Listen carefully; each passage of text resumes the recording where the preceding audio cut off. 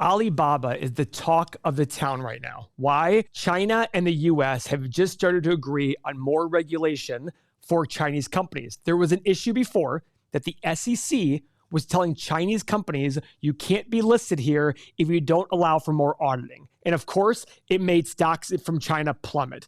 Alibaba had a high of 310, and right now it's at around $90 to $95 a share. And we'll just see in a few minutes where it's at based on our software. So what does that mean? Well, this could be an opportunity. Why? Well, when stocks are down a lot, you have to decide for yourself, is this an area in which the actual drop is related to a real or overly dramatized story? So let's go check out Alibaba and try to figure that out using our 8-pillar process. So if you have our software, of course, I encourage you to follow along. Alibaba is at $94.55 today, up 2.5% today. But look at this, 52-week high of 182 and a low of 73. But again, like I told you, the high here was at 300 and some, $310, just over a year ago, guys. That's an incredible difference in the amount of money the stock has been trading at.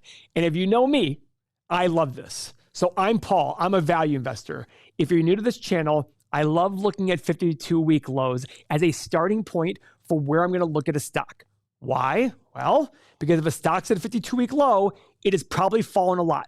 So since the stock is down a lot from its all-time high, it's a great starting point on looking at it to see if the stock is selling at a good price now. So let's use our 8-pillar process. Pillar number 1, we want the 5-year PE ratio to be under 22.5. So you go to our main page, boom, right here. The 5-year PE, 16.7. Look at this. The 1-year PE is 44. So that tells me the profit has fallen a lot in the last 1 year. So that's something I'm going to watch for to figure out why that is. Pillar number 2, we want the 5-year return on invested capital greater than 9%.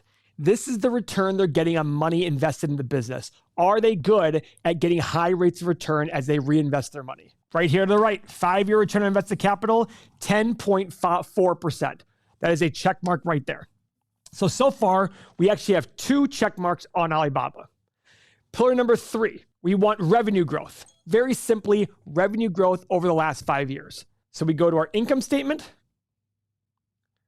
Boom, 5 years ago, $40.5 billion in revenue. Last year, $118 billion in revenue. Over double the revenue. That is incredible. Pillar number 4, we want the 5-year net income growth over the last 5 years. Very simply, just growth over the last 5 years. So we scroll down, net income. 5 years ago, $8.4 billion. Last year, $5.75. That's the next. So if you remember, I said that in the last year, something's happened, that their revenue, their profit has fallen. So what am I going to do? I'm going to scroll up a bit.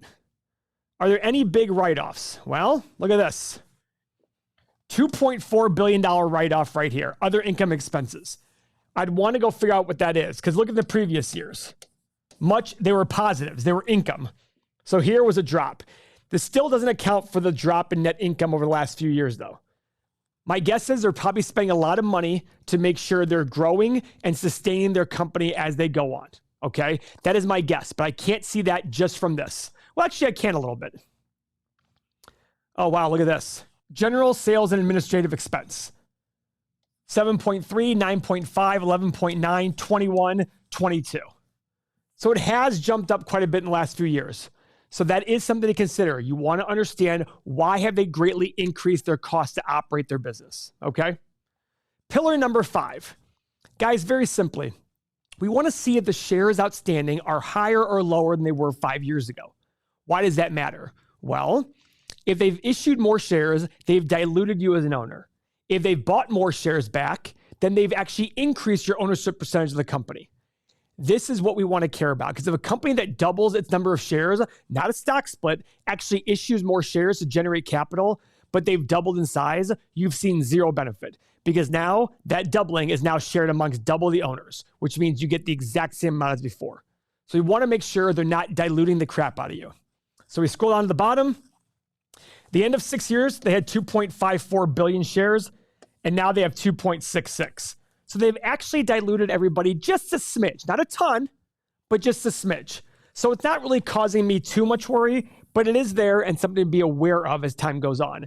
Keep in mind though, Alibaba did issue a stock repurchase plan. So that is something to consider, and you need to go make sure you read the 10K or just Google it to see what it is. Pillar number 6 has to do with debt. Debt works for a company the exact same way it works for you and I. The more debt a company has, the more likely they will have financial problems if there's a recession or any sort of big hurdle. The longer they stay in the game, the better. So what's a reasonable amount of debt? We go back to the main metrics page. The way I've done it is I look at their 5-year average free cash flow, $17.9 billion. Let's call it $18 billion. I multiply that by 5. That is $90 billion. So I want to make sure their long-term liabilities on their balance sheet are under $90 billion. So where do we go? We go to the balance sheet, just like I said. We scroll all the way to the bottom.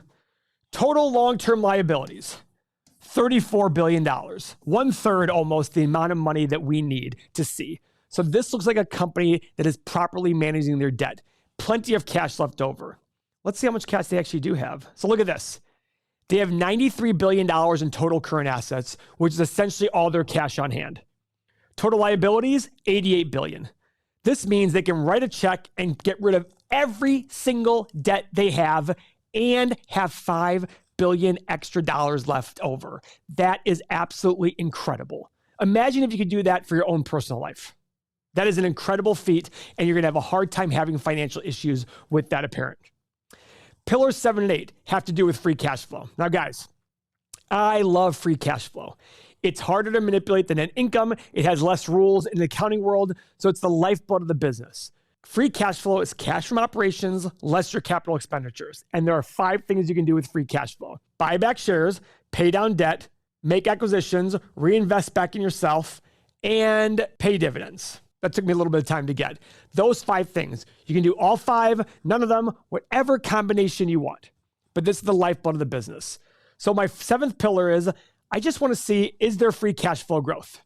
So with our software, any Chinese company, you should go to the annual statement here. 13.7 to $13 billion. That's an X. They've actually had a drop in free cash flow. And finally, our last metric number 8, we want to mimic the 5-year PE, but use it on free cash flow, and we're going to work a little backwards. So we take our 5-year average free cash flow, because we have it right here in our software written out for you. We multiply it by 22.5. Now I'm going to do a quick mental math here. That's 350, another 385, call it $390 billion. So we want their market cap to be under $390 billion. So we go back to our main metrics page, and we see the market cap is $252 billion. Does that mean go out and buy it? Hell no. Pump the brakes.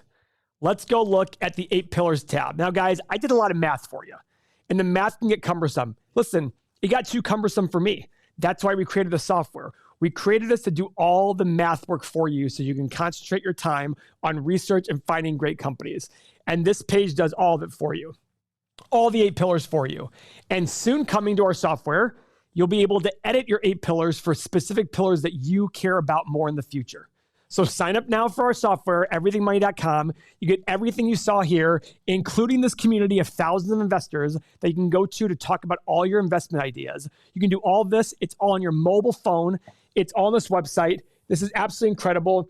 Watch list, all of our tools, exclusive daily content. We issue videos every single day from me personally or Mo, talking to people in the community based on what they've requested from us. This is such a no-brainer. It's less than a cup of coffee per day. It's actually less than $1 per day. Everythingmoney.com, or for our international users, patreon.com/everythingmoney. Go sign up. Guys, whenever I help my older friends with their investing, you know what they always say to me? And I'm not exaggerating when I say this. 100% of them have said this to me. I wish they taught me this when I was younger, whether it was in school or when they were in their 20s or whatever it was. So if you're out there, trust me how lucky you are that you're learning how to approach investing using some sort of process that will win in the long run. Everybody's process is going to be different, but this process is similar to processes by other very successful value investors. If it makes sense to you, you need to keep learning it. So let's look at analyst expectations before we get into the stock analyzer tool. These are based on the 42 analysts that we get data from. They're expecting, and this is all in Chinese numbers, but we care a lot about the metrics here. This is some growth here, right? It's not a huge growth. We're going to take a dip this year, which was expected, basically flat, and then to grow at low to mid double-digit returns. Revenue growth, again, around double-digit returns. So for a company that's down 70% from its peak, there's a lot of growth potential. To me, it's the example of a story. Look at it this way. Every Chinese stock out there, if you look at them for the last year and change, has been down a lot because of this issue with delisting. I've talked to Merrill Lynch, that people who hold my money, and I asked them, what happens if we get delisted? Their big comment was, all you do is get shares in Hong Kong. Oh, okay, sounds good. I don't lose my shares, nothing like that happens. But remember, human nature is to get very fearful about things. So let's go to the stock analyzer tool and see if this is a situation where maybe there's a little more exaggeration to the problem than there should be. So on the stock analyzer tool, first thing I'm gonna do a 10-year analysis. And I really, really encourage you to rewatch this part of the video if this makes sense to you, because this is the most important part of our software according to our users. It is used the most by all of our users to determine what price to pay for the company. Revenue growth. So if you remember, over the next 5 years, it was double digit. Now we're doing a 10-year analysis. So I'm gonna try to be pretty similar, but on the high side. So I'm gonna go 4, 7, and 10% revenue growth. Profit margin. Now the profit margin has been altered quite a bit over the last few years. So this might be a little bit hard to determine, but I'm gonna go with 10, 15, and 20%. Same with free cash flow, because free cash flow over the long haul should be pretty similar to earnings. Now for PE, look at this PE, 43 currently. I'm ignoring that. What matters to me is where's it gonna be in 10 years? And a company like this has a lot of growth potential right now, but as they get larger and larger, it might be harder. Now keep in mind, they are expanding their business into cloud computing and other things, and they're still the number one business in China, the fastest growing middle class, and this business appeals to the middle class for buying stuff. Now, there are some bad things about the company, one of which is it's in China, and we don't know what the Chinese government can do. Have they gotten more democratic and free? Absolutely, and that's a benefit, but they have a long way to go, and we don't know what they're capable of. I'm not sitting there saying it from any standpoint other than there are unknowns there. It's not like the US where everything's free. And we even have regulation here in the US that's very strict on some companies. So you got to factor that in there. So keep that in mind when you go forward. But for PE, I'm going to go 14, 17, and 20 because I still think 10 years from now, China has a lot more growth potential than us. The average person, the GDP per capita in China is around $11,000 per person. Here in the US, it's almost $70,000 per person. That's a huge difference, 6 times difference. So there's a lot more potential growth in China. Now, finally, for my desired annual return, this is what I do.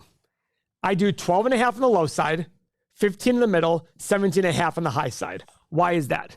Well, for one thing, I can get 9 or 10% by investing in a long-term ETF. So for me to do an individual stock with margin of safety, I need something higher than that. Also, as I make my assumptions higher and higher, it is less likely that we hit those assumptions. So I need to put in a much higher desired return. Makes sense, doesn't it? Of course. So I'm going to hit the Analyze button. Below, we're going to get 6 numbers that pop up. 3 numbers based on earnings, low, middle, and high, and 3 values based on free cash flow, low, middle, and high. If it's all green, don't go out to run to buy it. Again, go use our community. Go figure it out. Even if it's not all green, even if it's all red, but it's pretty close, getting close to your buy range, do that. Second thing is, add it to your watch list if you're a part of our software. Whatever price you want it at, add it to the watch list. That way, if it hits that price, you're notified immediately on your phone, email, and your software on the desktop. That way you can notify and go in there immediately and start doing your research more thoroughly. So, hit the Analyze button, boom. Low price of 60, high price of 160, middle price of 100. So guys, I think these are pretty conservative assumptions and pretty conservative numbers here. So if you want to get a lot better at this, you have to watch our next video on margin of safety so you can understand the point of doing it and increasing your returns in the long run. Thanks very much for your time.